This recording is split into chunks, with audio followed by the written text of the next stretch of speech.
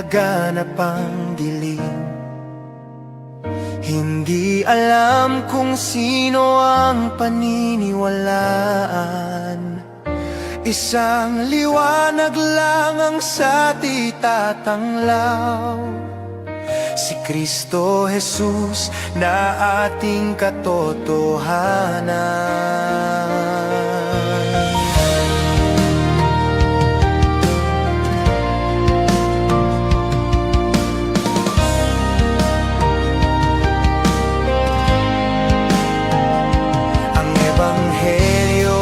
Sa ating ipinagkatiwala upang isa puso tungo sa pagbabalik loob. Mula sa masama tayo ay tumalikod,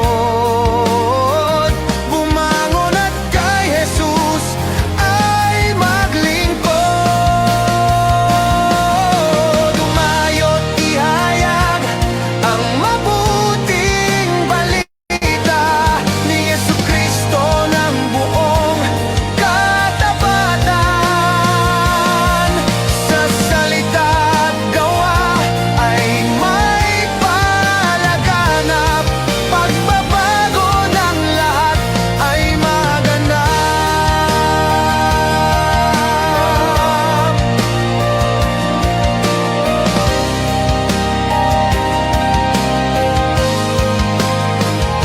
Mga naghahayag at nagsasabuhay ng mabuting balita ng kaligtasan, ang pangunahing kailangan ngayon ng mundo, pananampalataya na tapat at totoo.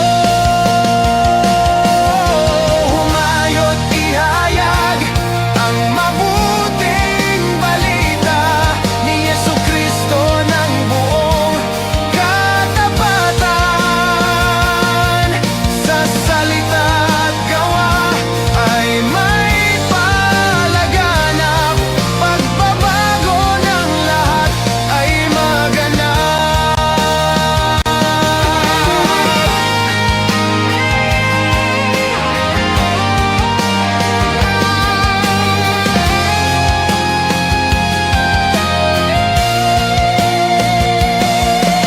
Humayo't ihayag ang mabuting balita ni Jesucristo ng buong katapatan. Sa salita at gawa ay may palaganap, pagbabago ng lahat ay maganap. Humayo't ihayag ang mabuting balita ni Jesucristo ng buong katapatan. Sa salita at gawa ay may palaganap, pagbabago ng lahat ay maganap.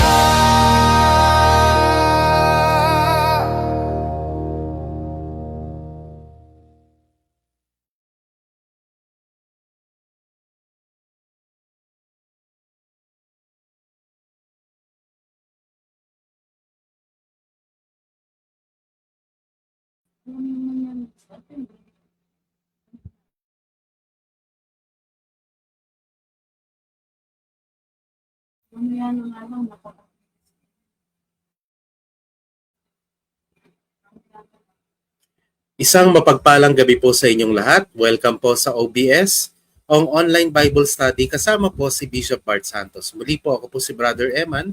Samahan po ninyo kami sa gabing ito na magnilay, magbahagi ng salita ng Diyos, lalo tigit po sa unang pagbasa sa darating pong linggong ito.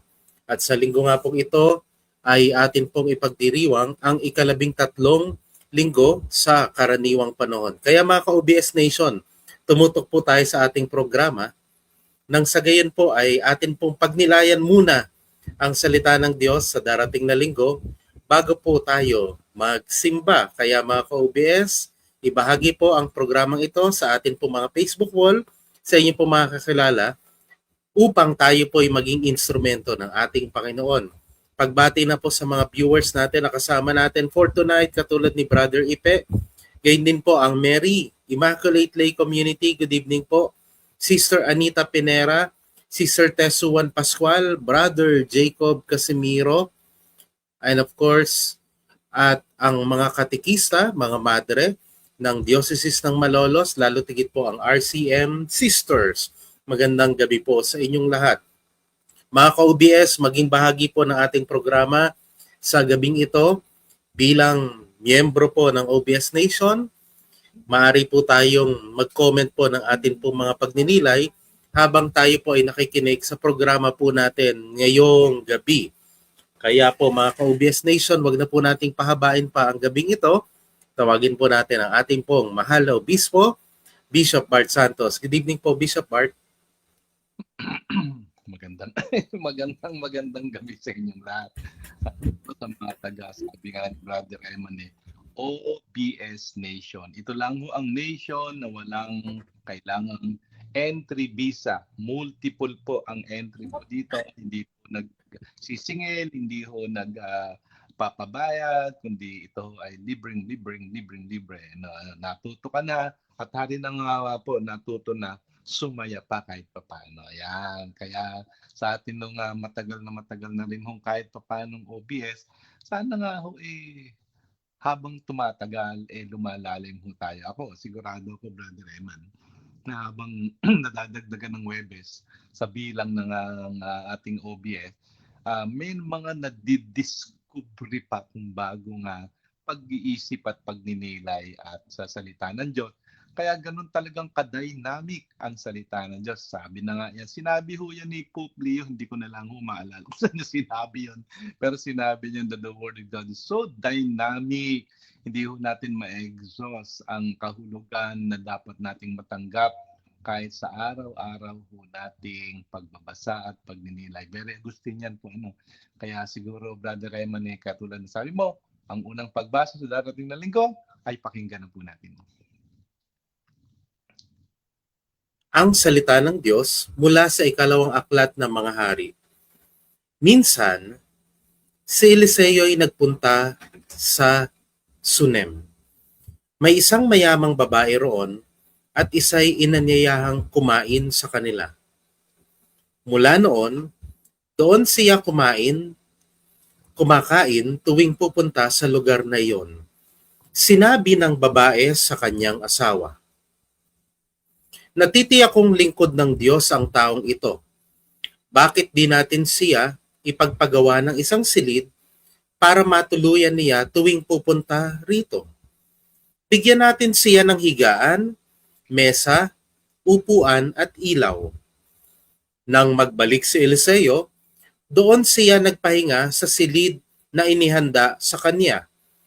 Pagkaalis ng babae, tinanong ni Eliseo si Giesi, "Ano kaya ang maitutulong natin sa kanya?" Sumagot si Giesi, "Wala po siyang anak at matanda na ang asawa. Tawagin mo uli," utos ni Eliseo. Nagbalik ang babae at tumayo sa may pintuan. Sinabi sa kanya ni Eliseo, "1 taon mula ngayon, ikaw ay magkakaanak." Ang salita ng Diyos. Salamat sa Diyos. Maraming salamat, Brother Eman, sa pagbasa ng unang pagbasa mula po sa ikalawang aklat ng mga hari, sa ika-4 na kapitulo, mula po 8 hanggang 11, tapos 14 hanggang 16. Yung ating pong title slide ay galing po sa verse 9. Ano po ang sabi doon?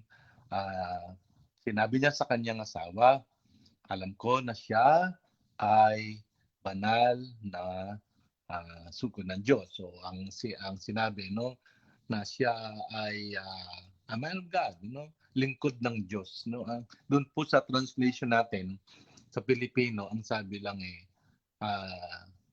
lingkod ng Diyos ang taong ito. Pero mamaya po makikita niyo po na yung literal po ay banal na tao ng Diyos. Parang literal po yan. Pero siyempre, okay din ma'am. No, ako ay medyo wag naman sanang matuloy para akong mamalatin dahil nagsalita ho ako sa mga katikista namin kanina, umuulan, air condition, yung ano, alam niyo yung halo-halong weather. Ayaw na ayaw ko ng lalamunan ko noon, ano. Comedy naman din ho kasi ang comedy din naman ho ang mga katikista kanina. At sabi ko nga sa kanila, alam niyo ako, ang unang pangunahing tungkulin ng obispo ay magturo, no, to teach and to preach, dahil yan naman ang iniata sa atin, ano. Kaya po yung sinasabi po dapat namin ay talagang dapat galing sa salita ng Diyos. Ayan, ano po. So malalaman ho natin ngayon na ito hong sinasabi ng chapter 4 verse 9 na sinabi ng babae na alam ko na siya ay lingkod ng Diyos. Ano po. Malalaman po natin it has something to do with the prophet speaking. No? Ngayon, susunod po slide. Ito po yung Filipino version na babasahin at harinawa nga po yung naman hong nilungdagang ano. Kung titingnan nyo yung verse hanggang 11 tapos wala yung 12, yung 13, para lang din naman hong inulit yung utos ni Elisha doon kay Gehazi, yung kanyang katiwala, ano po. Pero ganun pa man, yan ho yung Filipino version para po sa mga magbabasa ng Tagalog, ano po. Hindi ko nilagay yung English versions kasi mababanggit naman din ho naman natin along the way, ano po. Pero gusto ko sa susunod na slide, medyo pakinggan muna o tingnan muna ho natin, parang re-reviewin lang ho natin kung sino si Elisha, ano po. Alam niyo naman po siya yung nag-succeed kay Elijah, ano po. At napakahalaga po ng chapter 4 para makilala po natin kung sino si Elisha. Kasi mula po sa verse 1 hanggang matapos po, marami pong kwento ng kababalaghan, kwento kung sino talaga siya at ang naging gampanin niya. No?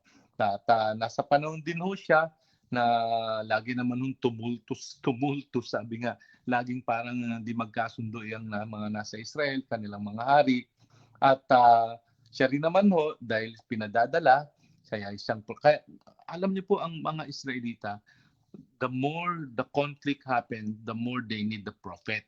Kasi nga parang ano po yan, Brother Eman, mga taga-OBA, na pag parang nagkakagulo sila, the more they need to hear the word of God, the more they need to listen to the voice of God, who happens to be sent as a prophet. Kumbaga, ang propeta ang ano. Kaya panahon din ni Elisha, ganun pa rin, ano. So, siya yung mediator dahil sinaksid nga niya sa successor siya ni Elijah. At marami po siyang ginagawa, ano po, na talagang kahanga-hanga at katulad-tulad, kumbaga pwede po nating sundan, ano po. So yan po si Elisha at mababasa nyo naman din ho, madali na rin ho na malaman kung sino siya. Gusto ko lang ulitin, ano. So ngayon po, yung susunod na slide, titingnan na po natin yung nangyari sa umpisa. Ano po, dahil he is a man of God, ano, siya ay propeta at siya maraming ginagawa na kababalaghan at ganyan din naman mga salita niya. Kaya known na po siya doon, known. Ngayon, ito pong una, ano po, yung unang bukas po ng ating pagbasa, sabi doon, minsan si Eliseo nagpunta sa Sunem. May isang mayamang babae roon at siya'y inanyayahang kumain sa kanila. Mula noon, doon siya'y kumakain tuwing pupunta sa lugar na iyon. Tingnan nyo, ano, sa Sunem, meron nga isang babaeng rich. At dahil kilala nga ho nila si Elisha bilang man of God, bilang propeta, no, pinatutuloy po, pinapakain nila, no, dahil malalaman niyo po, may kultura na rin ho talaga naman silang gano'n, ano, na ang isang sugo ng Diyos o ang isang propeta, not to mention even some strangers kung minsan, pag naramdaman nila na there is the presence of God, talagang pinatutuloy ho nila, katulad ni Abraham, naalala niyo yung kay Abraham, ano, yung tatlong mamang pinatuloy niya, no? At pagkaraan nun, di ba, nagkaanak sila ni Sarai. O ito, tingnan niyo, pattern, di ba? Pattern. Ngayon, so yung ano po, yung pagpapatuloy nung babaeng mayaman kay Elisha, bagamat hindi siya pinangalanan, di ba, no? Hindi ko pinangalanan yung mga ano diyan character po sa chapter 4 Kahit yung widow, no po, hindi pinangalanan, ano po. Ngayon, susunod pong slide, doon na nga po niya sinabi sa kanyang asawa na sabi niya, I know that he is a holy man of God. Since he visits us often, let us arrange a little room on the roof and furnish it for him with a bed, table, chair, lamp, so that when he comes to us, he can stay there. O, tingnan niyo po, nung una po, pagpapakain lang. Yung sumunod na hong hospitality ay pinaghanda na siya ng matutuluyan, matutulugan, na detalya pa nga po no? So, arrange a little room on the roof and furnish it with for him with a bed, table, chair, lamp, so that when he comes to us, he can stay there. O, tingnan nyo, ano po? So, detalyado ho yung, hindi lang ho pinapakain, kundi pinapatuloy, pinaghanda ng matutulugan. Noon naman ho, hindi naman katulad ngayon, mga guest room, ano no, talaga, sa liit naman ng bahay nila, talagang gagawa at gagawa lang din ho ng paraan to be very, very hospitable. Ngayon, pinakita ko po sa inyo dyan yung Hebrew text. Ano po? Yung Hebrew text po nakalagay, yung pong tatlong salita na yan, Holy of God Ama. Babasahin natin ng pabalik. Ano po? A man of God holy or Ish Elohim Kadosh. Yun yung Kadosh, yun yung dulo. Yung pag binasa niyo po yung nasa left niyo, ano po ay talagang holy, Kadosh. Ano, kaya po yung Ish Elohim Kadosh, the holy man of God. Talagang yung recognition po ba ni Elisha na siya ay banal, siya ay alagad ng Diyos. Ano, mas gusto ko yung translation yung alagad ng Diyos, not just a man of God. Ano po? Pero alagad ng Diyos. Ano po? Kaya pwede niyo hong regaluhan yung mga pari niyo ng t-shirt nito. Ayan, ng Ish Elohim Kadosh para po ma-recognize. Oh, pero dapat lang magsusuot nito, pari lang Hindi pwede sa kristana. Mga ano. Oh, ngayon po. Kaya nung ma-recognize po nung babae at sinabi sa husband niya na si Elisha ay Ish Elohim Kadosh, talaga ibibigay ho nila yung pinakamainam. Kasi nga po, alam nyo naman, sa susunod na slide po, may konting paliwanag po tayo dyan, no, cultural, na yung mga propeta, as seen as representatives of God, they carry really the divine messages and perform miracles. Ano po? And by welcoming the man of God, individuals and families demonstrated their faith and reverence for God. Hospitality towards a prophet was often believed to attract divine blessing. In the context of the Hebrew Bible, showing kindness to prophets could be seen as a way to receive God's favor and protection. Ayan, ano po. So, totoo naman ho yun. Ano, parang kapag pinatuloy mo, binigyan mo ng mainam ang isang propeta, ang isang Ish Elohim, nag-iimbita ka ng pagpapala at ng biyaya sa bahay mo. Alam nyo, hindi ho malayo yun noon hanggang sa ngayon no po, na kapag inanyayahan mo, pinakain mo, pinatuloy mo ang man of God, ang Ish Elohim, then the blessing comes with, ano po, or even be flowing. Kaya yung hospitality po doon, talaga pong dahil parang ang turing nila, sugo ito ng Diyos, kailangan natin, parang you are receiving God, you are receiving the presence of the Lord, although they have not seen the face of the Lord, they have not been with the Lord face to face, pero with the prophets and with God's sent men, or the holy man, tinatanggap na rin po nila ang Diyos. Ayan, So, to receive the man of God. Ngayon, babalik ko tayo dun sa verse 14. Ito yung nilundagan, After that, wala po yung 12 saka 13 po. Pero ito po yung verse 14. Later, Elisha asked, yung susunod pong slide. Later, Elisha asked, what can we do for her? Gehazi answered, she has no son and her husband is old. Elisha said to call her. He did so, and when she stood at the door, Elisha promised, this time next year, you will be cuddling a baby son.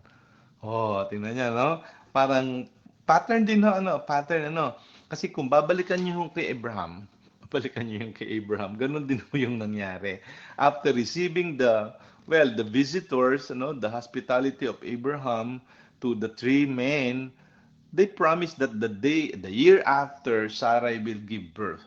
So, just the same po. Parang yung kwento na yun parang pattern ano, pag tinanggap nila ang isang sa kanilang palagay ay mga sinugo ng Diyos o holy men of God ay merong ibabalik sa kanila. May ibabalik. Ano po? So, nung tinanong po nga ni Elisha, no, kay Gehazi, kung anong pwede natin gawin sa kanya, sabi ni Gehazi, wala po silang anak. O, di tinawag siya, gano'n na nga. Actually po, yung verse 16, 'di ba? A lang po. Kasi medyo hindi ko maniniwala itong babae. Huwag niyo po akong lukuhin. Kumbaga sa Tagalog translation, no, do not deceive me. Parang dahil matanda na rin ho yung husband ni ano, no? Yung husband ng babae, no? So, katulad po doon, no? Nakalagay po, she has no son and her husband is old. O, di ba pattern? Like Abraham, ganun na naman, hindi mo kaanak, ano mo? And yet, after the goodness and kindness of the woman, the Shunammite, sabi sa kanya, sa santaon, sa santaon, ganitong pa, meron ka ng kakargahing bata, baby. Ang sagot ho dun sa 16b, sabi ng babae, naku, huwag niyo ho akong dinlangin dyan. Pero ininsist pa rin. Ano po? At kaya po yung verse 17, ang first word ay yet, conjunction. Ayun po, yung susunod na slide, tingnan niyo po. Yung susunod na slide po, pinakita ko na ho yung naging bunga. Yet, the woman conceived. Kasi nga po yung 16b, parang hindi siya maniwala. Kasi as usual, nandun lagi yung may doubt siya ng konti o hindi man. Kasi matanda na nga yung husband niya. Siya siguro, I don't know, wala naman nung sinasabing detail kung anong edad ng babae. Pero yung nangyari, yun nga, yet the woman conceived, and by the same time, the following year, she had given birth to a son, as Elisha had promised. And the child grew up healthy. Ayan. Nakita nyo, medyo happy ending naman ho talaga iring istorya ng ere. Pero, kung ako ho sa inyo, lalo na ho yung mga lector dyan na magbabasa ng unang pagbasa sa darating na Sabado ng hapon o Linggo ng maghapon, ay basahin niyo po yung buong chapter 4. Alam niyo ho ang mangyayari dito sa batang ito. Brother Eman, yung mangyayari sa batang ito. Yung batang yan mamamatay. May konting twist yung istorya nasa loob niya na habang naglalaro yung bata, sumakit ang ulo. No, pagsakit ng ulo ng bata, to cut the long story short, nag-expire yung bata. Inihiga ng nanay yung bata doon sa hinihigan ni Elishang kwarto. Inihiga doon sa mismong bed. At pagkaraan, pinuntahan niya si Elisha at pinilit na nung una, sabi ni Elisha kay Gehazi, dalin mo tong tungkod ko, ilagay mo doon sa bata, walang nangyari. Pero yung nanay, hindi tumigil. Alam niyo po yung insistence ng nanay na sumama. Well, para din ho yung si Jairo, para din ho yung mga nasa gospel na hindi papayag na hindi sasama si Jesus Christ. So, sumama si Elisha. Pagdating doon, yun na nga po, kumbaga ho binuhay. Ayan, binuhay. Binuhay yung bata. Hindi dire-diretso yun.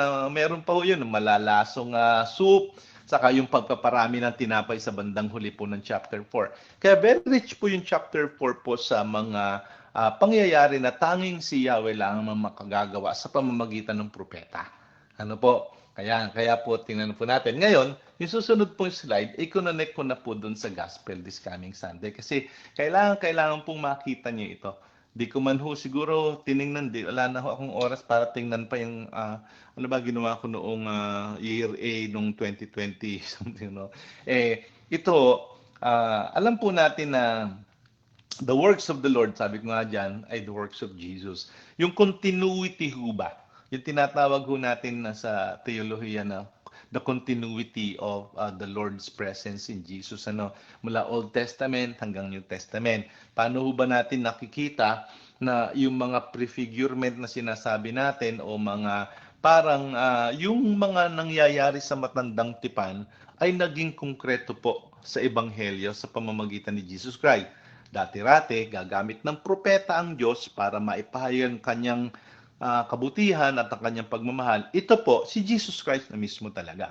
Hindi na ho siya gagamit ng propeta. Siya na ho talaga mismo. Kaya yun ho yung makikita ho natin na parang sabihin na ho natin. Kaya tingnan niyo po yung text po ng Matthew chapter 10 verse 40.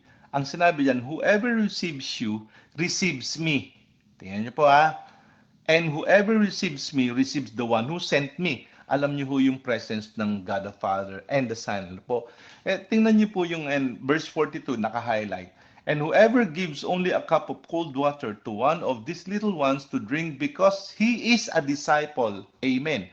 I say to you, he will surely not lose his reward. Ano po? So, yung po bang yung pagtanggap po, no? Ang pagtanggap sa propeta, yung verse 41 ng gospel, yun ho yung nangyari kay Elijah, kay Elisha, lalo na ho kay Elisha.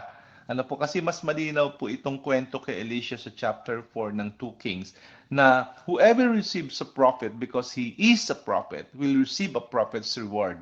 And whoever receives a righteous man because he is a righteous man will receive a righteous man's reward. Kahit na nga raw isang tasa o isang basong tubig lang na malamig, binigay mo sa mga alagad na ito, yun din ho yung gantimpalang tatanggapin. So, yung continuity ho ng presence ng Panginoong Diyos na si Yahweh, sa matandang tipan, sa pamamagitan po ng mga propeta, nagkaroon po siya ng pagtutuloy-tuloy po sa pamamagitan po ng kwento ng Ebanghelyo, si Jesus Christ po na, as the Lord who makes all of this miracle happen. Kaya po, ang sabi naman niya, sa mga alagad niya, sino man tumanggap sa inyo, tinatanggap ako. At ang sino man tumanggap sa akin, tanggap sa nagsugo sa akin, which is, of course, the God the Father. Lagi naman ho ito minsan ginagamit na hindi natin ho dito talagang pag-uusapan to na magkaiba ho ng, kumbaga, nature si God the Father and si God the Son. Hindi yung magkaiba ng nature. Ito magkaiba ng person. Pero not nature because they are just one God. Ano po? Pero anyway, yun na nga po yung nakita po natin dito na yung mga kwento po tungkol sa mga nangyari sa panahon ni Elisha ay pwedeng-pwede at talaga naman din nangyari sa panahon po ng Panginoong Jesucristo. Ayan. Ano po? So ngayon, last slide, ano po ang ating tugon dito? Ano po? Una po, laging tanggapin ang lingkod ng Panginoon sa ating tahanan. Ito ay pagtanggap din natin sa Diyos na nagsugo sa kanila. Hindi ho ito atin lang salita sa panahon ngayon na po. Noong pa man ho, matandang tipan pa, bagong tipan, sinabi na rin ho ng Panginoong Jesucristo, kahit isang basong tubig na malamig lang binigay sa inyo, yung gantimpala ay mapapasa inyo rin. Ano po? Ngayon, pag sinabi ho bang lingkod ng Panginoon, mga pari lang ho ba ito? Siyempre, hindi naman din ho. Basta lingkod po ng Panginoon, alam nyo naglilingkod sa parokya to, alam nyo naglilingkod sa simbahan to, alam nyo naglilingkod sa Panginoon to, tanggapin! Tanggapin mo natin. Dahil, alam nyo, hindi naman ho ito tiningnan nyo yung sinabi ni Jesus Christ, parang hindi naman propeta lang. Hindi ho ba, Tingnan nyo po, of course, whoever receives a prophet, because he is a prophet, will receive a prophet's reward. And whoever receives a righteous man, because he is righteous. Yung righteous, yung mga mabubuting loob, mga masunurin sa kautusan, ayan, tapos ang ginamit na nga po at the end, doon po, whoever gives a cup of cold water to one of these little ones, because he is a disciple. Tandaan niyo po, hindi ba, Brother Eman, mga taga-OBS, ang disciple hindi lang po applicable sa mga apostol, kundi sa mga nananampalataya. At ang disciple hindi lang po lalaki, pati babae.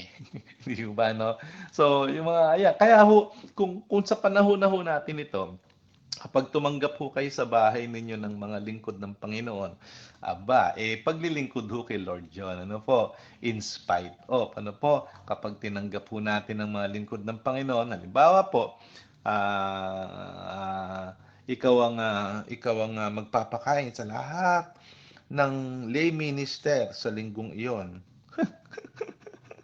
Kaya gusto mo lang sabi mo kay Father Mons Nasing, pwede ba pagkaraan nung misa sa umaga, lahat po magse-serve sa misa na yun pwede ho bang sa aming kakain ng almusal? Sama po kayo. Ano ba okasyon? Wala po. Gusto ko lang po magpakain. See? Yun ho ba ay hospitality to the servants of the Lord? Yes!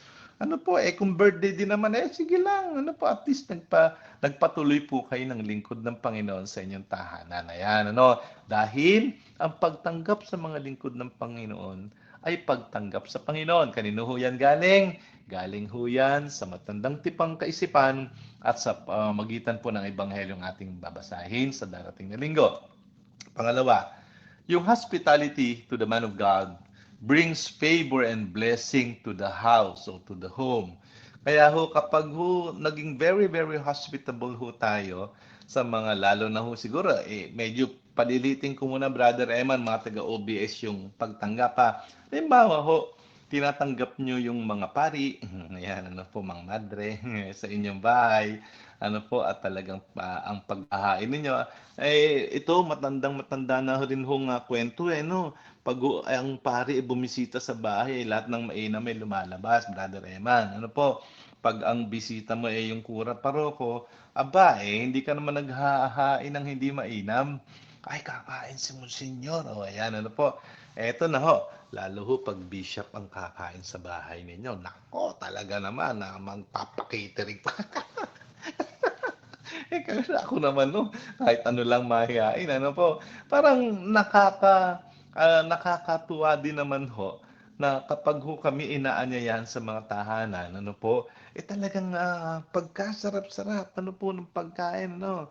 Kahit po, halimbawa nyo ho, ang darating sa bahay ninyo ay ang nuncio, ayan na, kasama ang mga obispo, naku po, hindi naman ho kayo gahain ng ano lang, ano. Pero just the simple, the hospitality to the people serving the Lord, not only priests, not only bishop, not only sisters, but the people of God na naglilingkod. Ang tinatanggap po natin ay ang nagsugo sa kanila o ang mga nagtalaga sa kanila.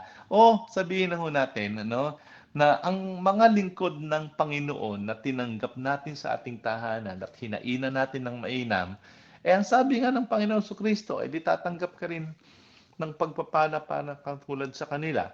Si Jesus Christ, napaka-minimalist na nga ho Tubig lang na malamig Ano po? Sa atin, aba, hindi lang tubig na malamig yan. Ano po? Baka mayroon pang kasamang kakainin yung masarap. Ano po?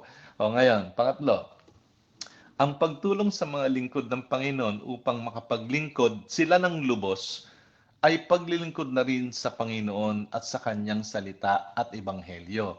To care for the preacher is preaching the gospel too. Totoo po yan. Ano po? To care for the preacher is preaching the gospel too. Kasi hindi mo kayang mag-preach ng gospel, pero tinutulungan mo yung preacher. O di ba? Parang yun na rin ho yan. Naglilingkod ka na rin ho sa salita at naglilingkod ka na rin ho sa mabuting balita. Yan. Ano po? Minsan po, may mga tao po na halimbawa sa kapilya nila, no? Siya ang bumili ng leksyonaryo. Ako na bibili ng leksyonaryo. Kasi hindi man ako lector, pero at least nakatulong ako. Mga ganun po ba, di ba? Kita niyo yung mga ganun, yung hindi ka man na talagang isang tagabasa, pero dahil ikaw ang bumili ng leksyonaryo, tumulong ka dun sa preacher, tumulong ka sa pagsalita. O halimbawa na natin, lagi niyong papalalahanan yung mga batang pare, okay, inom ng malamig na tubig. Lupus talking para hindi kayo malating. Ano po, dahil pag kami minalat, patay ang hanap buhay. Di ba, no? Sabi ko nga, Brother Reman pag ako minalat, talagang wala na ho akong silbi.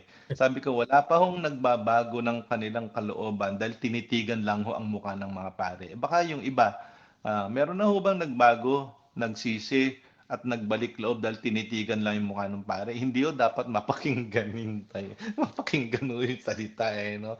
Dapat yung talagang tinigan, the voice, no?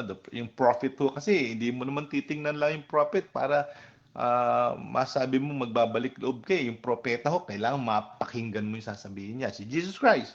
Ano? Of course, Jesus Christ. Pero alam mo natin na yung pagtitig kay Jesus Christ ngayon, kasama na ho at kaalinsabay na ho yung mga sinabi niya.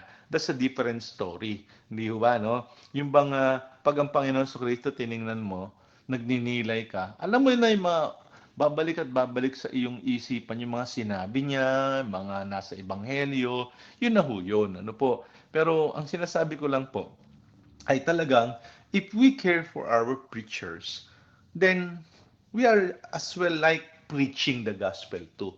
Sana ho maintindihan nyo kasi yun na ho, yun na yung sinasabi ho, yun na yung hospitality to the prophets of the Lord o sa Ish Elohim Kadosh, you know, yung mga holy men of God, no, kapag po kaya po mainam naman ho lalo na ho sa atin dito sa Pilipinas, well taken care ho naman ng mga parishioners ang mga pari. Ano po, kahit minsan ho ay napipintasan yung pare, may mga parokya ho, alam ko panay ang pintas sa pari, bigay naman ang bigay, brother. Pipintasan yung pari nila. Bigay naman ng bigay. Alam mo yun, hindi pinababayaan yung pari nila. Kahit pipintasan kung ano man maipinta. Pero maya-maya, yan parang minsan no, sabi na, pintasan ka na mamaya-maya, binibigyan ka na ng maiinam. Ganun ho talaga. Not because of yung person ho kasi, not because si Bart ay si Bart. Pero dahil sugo ka ng Diyos they're taking care of you, not because you are you, but because God is with you. Alam nila yon in spite of us. Ayan, po. Kahit po naman kaming mga pari, alam naman namin talaga dapat na kami ho ay inaalagaan, may nagmamalasakitan, inaaruga, pinagkakalooban ng maiinam, hindi dahil kami lang, kundi dahil alam nila na kami ay presensya ng Diyos. Dapat naman ho namin ang patunayan din naman nun yun at ihayag talaga. Dapat ho talagang pag halimbawa kami naanyayan sa isang bahay, let them feel the presence of the Lord. Di ba, no? Pagka inanyayahan ka, talagang ipagkaloob mo po doon sa bahay. You bless them, you give them the joy of being with, di ba? Parang yun ho yung magandang kaya nakakatuwa naman ho, kapag ho talagang naanyayahan niyo yung mga pari sa bahay ninyo to bless your house, and to dine with you, no? May mga talagang hanggang ngayon may mga pamilya ho na doon sila tutuloy sa bahay kasi pinatutuloy nila. May mga bahay po na alam ko rin may kwarto ho ang pare. May mga kahit saan na pumunta may matutuluyan ho ba? Hindi ho yan bago. Tingnan niyo po. Matanda na panahon pa ni Elisha. Tingnan niyo yung mag-asawa. Sabi niya, paglagay natin siya ng higaan para pag siya pupunta rito, may upuan, may lamesa, may lamp. Basic, di ba? Basic. Basic po yun, na pag napunta, makapagpahinga siya, Sabi ko, bakit kaya kailangan may upuan, may lamp? Alam mo yung iniisip ko pa rin yung kanina, hindi ko na pinagpatuloy Pero pag-iisipan ko pa rin yun, bakit kaya ako may chair and table and lamp? Sabi ko, nagsusulat ba si Elisha? Alam niyo na, meron ba siyang kakayahan ng magsulat? Parang baka, hindi ko alam. Honestly, hindi ko alam kung writing ba. Hindi ko kasi writing prophet si Elisha Speaking siya Dapat nandun siya nasa side siya nila Isaiah, nila Jeremiah. Pero para saan kaya ako kailangan may table, may lamp? Yan kung ano man yun, kung magsusulat man siya, uupo siya at magninilay siya doon, o ano man Pero ang mahalaga, may ganun Tingnan nyo. Pwede naman sabihin, paganda natin siya na mahihiga ng unan sa kumot, okay na yun. Hindi ito, may detail table, chair, and lamp. Di ba, Kaya, kung ano man yun, alam natin ipinagpahanda ng pinakamaiinam because He is an Ish Elohim Kadosh, a holy man of God. Kaya mga taga-OBS Nation, paminsan-minsan anyayahan niyo yung mga pari ninyo, mga madre, mga consecrated. Yung alam niyo talagang naglilingkod sa Diyos, anyayahan niyo sa bahay ninyo. Bakit? Sapagkat sa pag-anyaya sa bahay natin, ang mga ganitong mga lingkod ng Panginoon, inaanyayahan din natin ang pagpapala ni Lord. Kaya kapag si Mons Nursing, si Father Francis, si Father JP nakaka-assign lang dyan, ay tuloy nyo sa inyong tahanan. Ayan, alam nyo na ang kahulugan. Hindi naman sa gusto natin lang yung blessing ni Lord, kundi paglilingkod din kay Lord ang paglilingkod sa mga naglilingkod. Parang si Paul the Sixth po yata yung sa servants of the Lord. Ano po? No, sa parang servo naman, parang yung ako ang lingkod ng mga lingkod. Ayan, pinaglilingkuran ko ang mga lingkod ng Panginoon sapagkat yun na nga. Dahil ang pagpapala ng Panginoon at ang kanyang biyaya ay dumadaloy po sa tahanang tumatanggap sa lingkod ng Diyos. Amen. Amen po, Bishop Bart. Bishop, paano po kung yung kailangan po naming tanggapin na lingkod ay nagkaroon, halimbawa lamang po ay nagkaroon kami halimbawa ng samaan ng loob. Ano po yung magandang gawin at magandang disposisyon kung ganun po yung sitwasyon? Yan, Jackie. Hindi, bigyan ng, ano ba alam mo, alam mo yun, yun naman human nature naman natin. Halimbawa lang to, halimbawa lang ito yung mga taga-OBS Nation, halimbawa lang ito, walang pinatatamaang diretso. Ito, halimbawa, nagtampo ka sa pari. Kailangan mo siyang ayayahan sa bahay ninyo dahil yung tatay mo, halimbawa yan, birthday.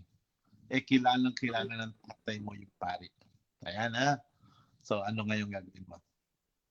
Huwag na lang sabihin mo tatay, huwag na natin ayayahan si father, Hindi mo gagawin yun. Let pass by. Kumbaga, naman lang. Kabila ng lahat hindi naman yung personal ng pari ang tinatanggap natin Ang tinatanggap po natin, siya ay pari ng Diyos. Siya ay priest ninyo o kaya siya po ay man of God. In spite of. Tanggapin na rin natin kung minsan kami naman din ng mga pari meron din naman kaming vacation. Maaaring nakasama ng loob. Baka nga yung pagpapatuloy sa bahay, isang paraan ng reconciliation. Minsan hindi natin kaya sabihin sa father, minsan di natin kaya. Pero yung inanyayahan mo siyang kumain at habang kumakain, pinagsisilbihan mo ng mahusay. Just another way of saying, sorry, father, Di ba, May mga gano'n, Sabi ng diretso yung sorry, pero pinagtatalop ng hipon, pinagluluto ng sarap. Sometimes hospitality really might be a way for us to be in communion and in reconciliation with these people. Kaya kapag po medyo nagkasama ka ng loob, kahit laikong leader, yung being hospitable sa kanila, I think it's also a way of asking for forgiveness. Alam niyo, may napakaraming paraan ng Pilipino natin po na sa pagtanggap. Kaya po, kahit po sa lamay, hindi ba? Kunyari, yung namatay, kaway mo. Di ba, pupunta ka? Di ba, pumunta ka? Ito pa matindi. Pumunta ka na, kumain ka rin. Di ba? Tingnan mo nga yun. Just the same, kumbaga po sometimes yung pong pagpapatuloy at pagpapakain is a way also of reconciliation. Okay din naman yun. Yan, thank you po, Bishop. Ito naman po, reflection from Brother Ipe. Sabi po niya, ang ating Diyos ay laging nakasubaybay at tumutugon sa ating mga dasal at kahilingan. Maging matyaga nawa tayo na hintayin ang lahat ng ating kahilingan at ang mga ito ay kanyang ibibigay sa kanyang panahon.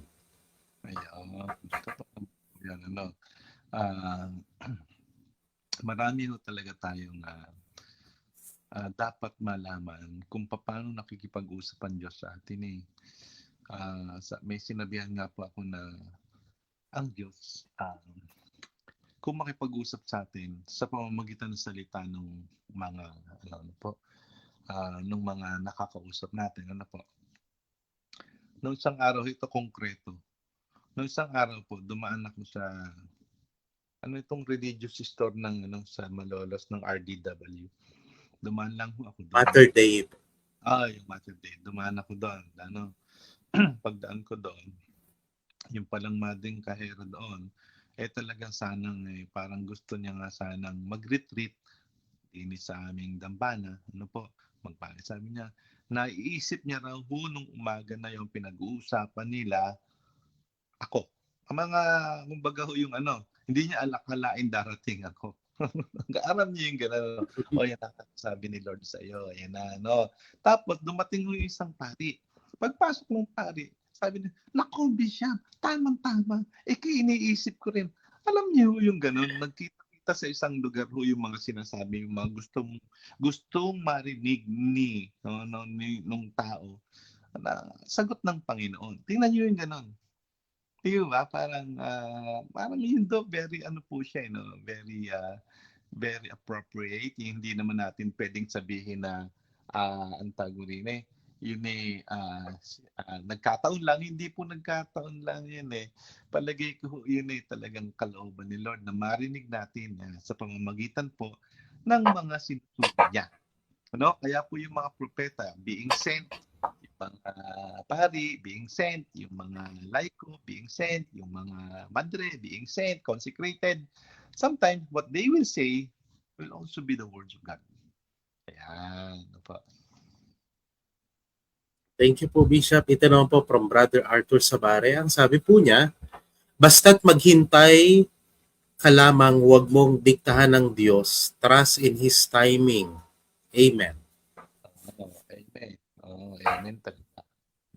Kaya siguro nga kinakailangan din natin paminsan-minsan kasi just hayaan mo siya. Hayaan mo. Parang hayaan mo ang Panginoon, hayaan mo siya. His time will always be the best and perfect time. Yan. Ito na po si Brother Arthur Sabare ay binalikan lang po niya yung gospel last June 28, 2020, ikalabing-tatlong linggo sa karaniwang panahon. Sabi po niya, kasagsagan ng pandemya during that time. Yan. Thank you po, Brother Jacob Casimiro. Year A ba yun? Yeah. 2020? Oo nga. Year A nga yun. Pero ano na yun, dahil May na nagsimula yung OBS, kaya kahati na halos ng ordinary times. Yon. Next. Yan, yan po, Bishop, ilan lamang pong pabatid sa darating po na Sabado ay kapistahan po ng Mahalainan ng Laging Saklolo dito po sa ating Diocese at Dambana sa Sub-Paris ng Bagong Nayon. Bukas po ay nobenaryo pa rin po sa ganap na ika-5 ng hapon ang Rosario at Nobena, 6:30 p.m. Holy Mass. And then on Saturday, 7 a.m. meron pong prosesyon, 9 a.m. Banal na Misa, 6:30 p.m. meron din pong misa, at sa ganap na ika-8 ng hapon ay ang prosesyon. Tapat ng Sabado yung kaya tumunod ng tao kularan yan. Yan. Alam mo ba, Brother Eman, na yung original icon ng Perpetual Health sa Roma, alam mo kung sino na pumupuno ng simbahan? Yung mga Pilipino. Yung kumbaga yung Baclaran Church ng Roma. Yun, doon talaga galing yung image na yan. Nandoon. Mga Pilipino, kaya lang punuin yun. Pag Wednesday, nandun din sila. Baclaran din. Oo. Kaya, po, pagdasal po natin. Yan, isa rin pong paanyaya, Bishop Bart, Youth Apostolate of Fatima Promotion Talk on June 28, 2026, 1 p.m. to 3 p.m. sa atin pong parokya at dambana sa St. John Marie Vianney Hall.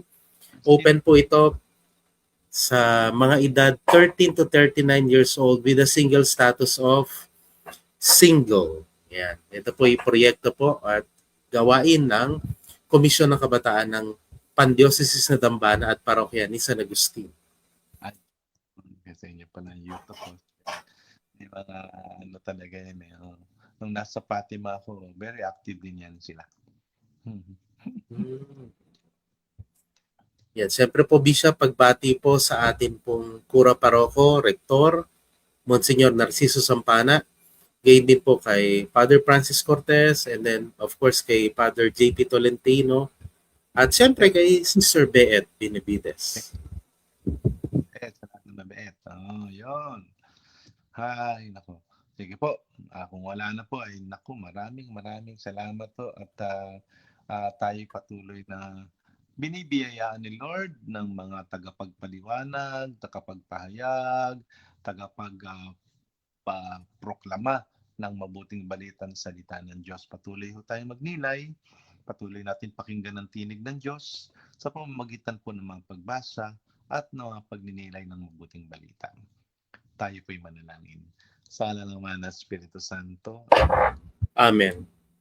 Ama naming pagmahal, maraming salamat po sa inyong binigay muli sa amin upang mapakinggan po namin ang inyong tinig. Patuloy niyo rin po sana kaming padalhan ng inyong mga lingkod nang sa gayon lagi kaming mapaalalahanan sa amin pong mga ginagawa sa buhay, sa amin po rin ang mga pagkukulang, sa amin din naman pong paglalakbay tungo sa inyong kaharian. Pagpalain at bigyan niyo po pa rin ng lakas ang inyong mga lingkod, lalo na po ang mga pari sa parokya, nang patuloy din naman sila maging presensya ninyo sa kanila, lalo na po sa mga pagkakataon na nanghihinaan sila ng loob. Pagalingin niyo rin po sana ang mga may sakit na mga pari upang makapaglingkod pa rin sila ng lubos. Ganda naman ho ang mga naglilingkod, ito po ang mga consecrated o ang mga laiko. Nang sa gayon patuloy hong makapaglingkod sa salita at sa gawa ang lahat. Sumayin niyo ang Panginoon. At sumayo rin. Sa Ama at Anak, Espiritu Santo. Amen. Amen. Matulad na mahimbing. Thank you po, Bishop Bart. Good night po. Bye-bye po. Muli po mga ka-OBS Nation, maraming salamat po sa inyo na nakasama po namin tonight, Brother Ipe, si Sir Tesuan Pascual, Brother Prince Lester Diego, Brother Arthur Sabare, gayon din kay Mary Iya Enz, and of course kay, ayan, sabi po ni Evangeline Gunda de la Cruz. Good evening po, Bishop Bart. See you po sa aming parokya sa kapistahan ng San Pedro Apostol. Yan.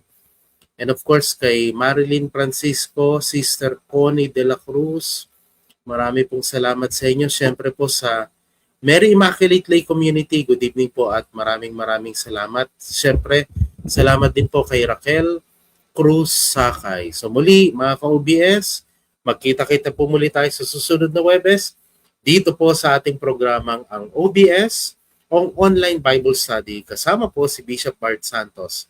Tayong lahat maglakbay patungo sa ating Panginoon sa pamamagitan ng pagninilay ng Kanyang salita.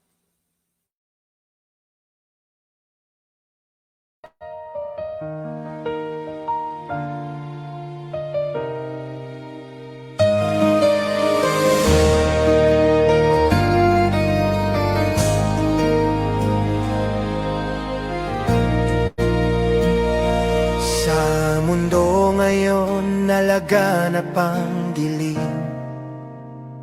Hindi alam kung sino ang paniniwalaan. Isang liwanag lang ang sa titatanglaw, si Kristo Jesus na ating katotohanan.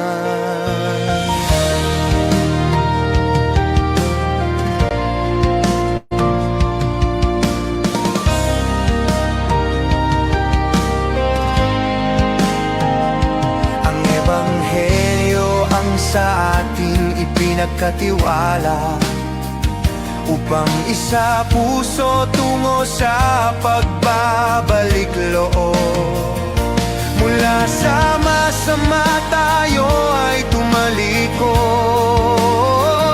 bumangon at kay Jesus ay maglingkod. Umayo't ihayag ang